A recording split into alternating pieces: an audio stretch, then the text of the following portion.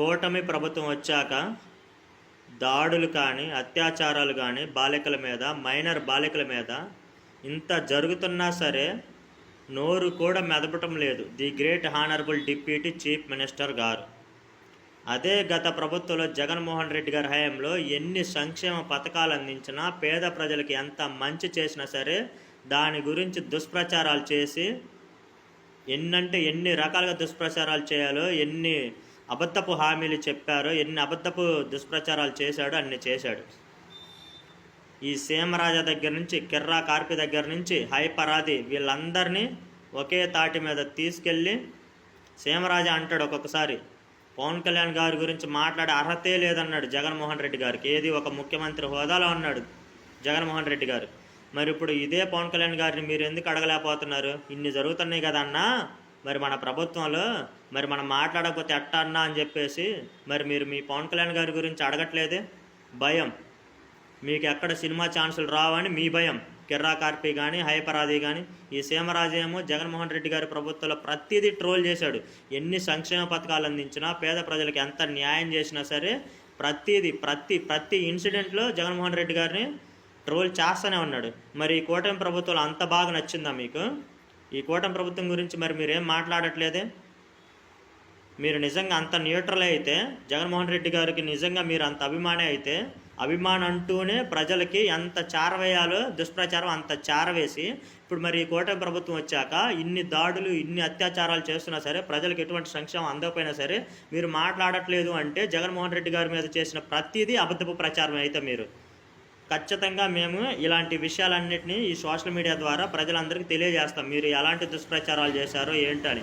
ఇంకా హైపరాది అంటాడు పవన్ కళ్యాణ్ గారు పదవిలో లేకపోతేనే ఎంతోమందికి చేశారు, పదవిలో ఉంటే ఇంకెంత చేస్తారని. అర్థమవుతుంది పదవిలో లేనప్పుడు ఎంత చేశారు, ఇప్పుడు పదవిలో ఉన్నప్పుడు ఎంత చేస్తున్నారో కూడా.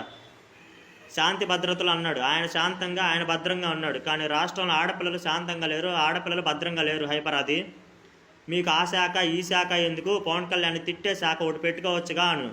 మరి జగన్మోహన్ రెడ్డి గారిని కూడా ప్రశ్నిస్తూ ఉన్నారు కదా 2019-24 టైంలో. మరి ఇప్పుడు ఇన్ని అత్యాచారాలు ఇన్ని దాడులు జరుగుతున్నా సరే మాట్లాడట్లేదు కదా. మరి పవన్ కళ్యాణ్ గారికి కూడా ఒక శాఖ ఇద్దాం హైపరాది. జగన్మోహన్ రెడ్డి గారిని ప్రశ్నించడమే మా శాఖ అని చెప్పేసి ఒక శాఖ ఇచ్చేసి నీ తరపున మేము అడుగుతున్నాము. ఇంకా కిర్రా ఆర్పి ఆయన అంటాడు తిరుపతిలో బువ్వ లేదని. తిరుపతిలో బువ్వ మాట తర్వాత సంగతి దేవుడెరుగు. ఇప్పుడు టీటీడీని డైరెక్ట్గా తెలంగాణ వాళ్ళకి 40% అడుగుతున్నారంట. మరి దాని గురించి ఏం మాట్లాడతావు? ఇప్పుడు వెళ్ళి అక్కడ చేపల పులుసు పెట్టుకో వెళ్ళి తిరుపతిలో.